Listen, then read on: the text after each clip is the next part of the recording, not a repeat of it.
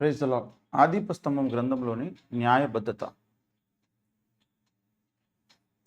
ఈనాడు అత్యధిక సంఖ్యాకులైన క్రైస్తవ బోధకులు, విశ్వాసులు విస్మరిస్తున్న సత్యం ఇది. క్రైస్తవుడన్నవాడు న్యాయానికి కట్టుబడి ఉండాలి, న్యాయం కోసం నిలబడాలి, అన్యాయం చేయకూడదు, అన్యాయం జరగకుండా ఆపడానికి ఎల్లప్పుడూ ప్రయత్నించాలి, అన్యాయాన్ని నిరోధించాలి, అన్యాయానికి వ్యతిరేకంగా శాంతియుతంగానే పోరాడాలి. న్యాయం జరగాలన్న రోషం లేని వ్యక్తి అన్యాయాన్ని ఆపడానికి సాయశక్తుల కృషి చేసే నిబద్ధత, కమిట్మెంట్ లేనివాడు తాను క్రైస్తవుడనని చెప్పుకోవడానికి అర్హుడు కాడు. అతడు దేవుని దృష్టికి ఇష్టడు కాడు. ఈ బోధ ప్రతి సంఘంలోనూ విధిగా నేర్పించబడాలి. ఎందుకంటే ఈ సత్యం పరిశుద్ధ గ్రంథంలో సర్వత్రా ప్రముఖంగా మనకు దర్శనమిస్తూ ఉంది. భూమి మీద బ్రతికిన భక్తులలో దేవునికి ఇష్టడైన శ్రేష్ఠ భక్తుడు యోబు అని మనకు తెలుసు. యోబును గూర్చి దేవుడు పదే పదే ఇచ్చిన సాక్ష్యం, భూమి మీద అతని వంటి వాడు ఎవడను లేడు అని. ఇంతకు యోబు దేవునికి అంతగా ఎందుకు నచ్చాడు? అతడి వ్యక్తిత్వం ఎటువంటిది? ఇదిగో వినండి. అతడు యథార్థవర్తుడును న్యాయవంతుడినై దేవుని యందు భయభక్తులు కలిగి చెడుతనం విసర్జించిన వాడు అని యోబు గ్రంథం 1వ అధ్యాయం 1వ వచనం 8వ వచనంలో, తర్వాత 2వ అధ్యాయం 3వ వచనంలో చూడండి. అది అసలు విషయం. యోబు న్యాయవంతుడు అట. అందుకే అతడు దేవునికి నచ్చాడు. ఎందుకంటే అసలు మొదట దేవుడే న్యాయవంతుడు. 129వ కీర్తన 4వ వచనంలో యెహోవా న్యాయవంతుడు అని ప్రకటిస్తున్నది లేఖనం. పరిశుద్ధ బైబిల్ గ్రంథంలో పలుమార్లు దేవుని న్యాయబద్ధత, కమిట్మెంట్ ఫర్ జస్టిస్ను గూర్చి చెప్పబడింది.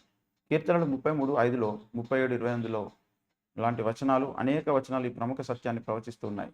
యెహోవా న్యాయమును ప్రేమించువాడు, యెహోవా నీతిని న్యాయమును ప్రేమించుచున్నాడు అని లేఖనం ఘోషిస్తుంది. నేను కృపను గూర్చి న్యాయమును గూర్చి పాడేదను అన్నాడు భక్త దావీదు. 101వ కీర్తన 1వ వచనంలో దీర్ఘదర్శి యెషయా ద్వారా సాక్షాత్తు దేవుడే ఇలా ప్రకటించుకుంటున్నాడు. న్యాయం చేయట యెహోవా నాకు ఇష్టము, అన్యాయం ఒకని సొత్తు పట్టుకున్నట నాకు అసఖ్యమని యెషయా 61:8లో చెప్పాడు. అది అసలు విషయం. దేవుడు తన సహజ స్వభావాన్ని బట్టి న్యాయవంతుడు. ఆయన న్యాయాన్ని ప్రేమిస్తున్నాడు. న్యాయాన్ని జరిగించడం దేవునికి చాలా ఇష్టం. అందుకే యోబు భక్తుడు దేవునికి నచ్చాడు. ఈ కారణాన్ని బట్టి దేవుని పిల్లలందరూ న్యాయవంతులై ఉండడం అత్యవసరం. పరలోకంలో అన్యాయం ఉండదు. అది న్యాయవంతుడైన దేవుని రాజ్యం గనుక అక్కడ సర్వత్రా న్యాయమే జరుగుతుంది. అన్యాయానికి పరలోక రాజ్యంలో చోటు లేదు గనుక పరలోకంలో చేరగోరే వాళ్ళందరూ న్యాయవంతులై, న్యాయాన్ని ప్రేమించేవారై, న్యాయాన్ని జరిగించేవారై ఉండడం తప్పనిసరి. అందుకే అన్యాయస్తులు దేవుని రాజ్యమునకు వారసులు కానేరని మీకు తెలియదా అని గర్జిస్తోంది లేఖనం. 1 కొరింథీ 6వ అధ్యాయం 9వ వచనం. ఆ మాటలు విన్నారా? అర్థమైందా మీకు? అన్యాయంగా మాట్లాడేవారు, అన్యాయంగా ప్రవర్తించేవారు దేవుని రాజ్యంలో చేరరట. ఈనాడు బోధకులు దేవుడు ప్రేమగల వాడని, దయగల వాడని, క్షమించే గుణం కలిగిన వాడని, ఆయన స్వస్థపరిచే దేవుడని, సహాయం చేస్తాడని ఎన్నో విషయాలు దేవుని గురించి చెబుతున్నారు. ఊరూరా ప్రసంగాలు చేస్తున్నారు. ఆదివారం ఆరాధనైనా, బహిరంగ స్వార్థ ఉద్యోగం కూటమైనా ప్రతి స్థలంలోనూ ఇదే బోధ. దేవుడు మంచివాడు, పరిశుద్ధుడు, ప్రేమమయుడు, స్వస్థపరుస్తాడు. కానీ ఈ బోధకులు దేవుడు న్యాయవంతుడని ఎందుకు చెప్పరు? దేవుడు అన్యాయాన్ని అసహించుకుంటాడని ఎందుకు బోధించారు? ఈ లోకంలో ఉండగా విశ్వాసులు న్యాయంగా ఆలోచించడం, మాట్లాడడం నేర్చుకోకపోతే పరలోక రాజ్యాన్ని పోగొట్టుకుంటారని ఎందుకు నేర్పించారు?